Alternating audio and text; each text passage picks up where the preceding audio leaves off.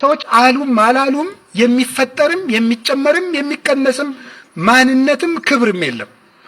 አንድ መምህር አሉ ዘመናዊ መምህር ነውና ረ ማለት አይችልምና እለ ነው የሚለው እና ተማሪዎች ረ እለ ሲል እነሱም እለ የራሳችሁን እለ በሉ አላለውና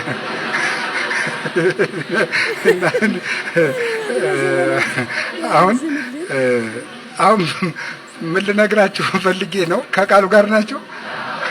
እግዚአብሔር ከሁላችን ጋር ይሁን እና የራሳችን ማለት ነው።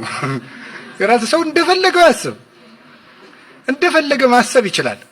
ብቻ ልንገራችሁ፣ ሰዎች ስለገመቱን የሚበላሽ ማንነት የለም አለ። እግዚአብሔር ብቻ የሚያውቀው ማንነታችን ላይ ነው መጨነቅ። እግዚአብሔር የሚያውቀው ማንነታችን ላይ እንጨነቅ፣ እንስራበት። ሰዎች ስለሚሉት ጉዳይ ግን ሰዎች አሉም አላሉም የሚፈጠርም የሚጨመርም የሚቀነስም ማንነትም ክብርም የለም። እንደዚህ ብሎ ማሰብ ሰው እንደመሰለው ያስባል። እንደመሰለው ነው የሚያስበው።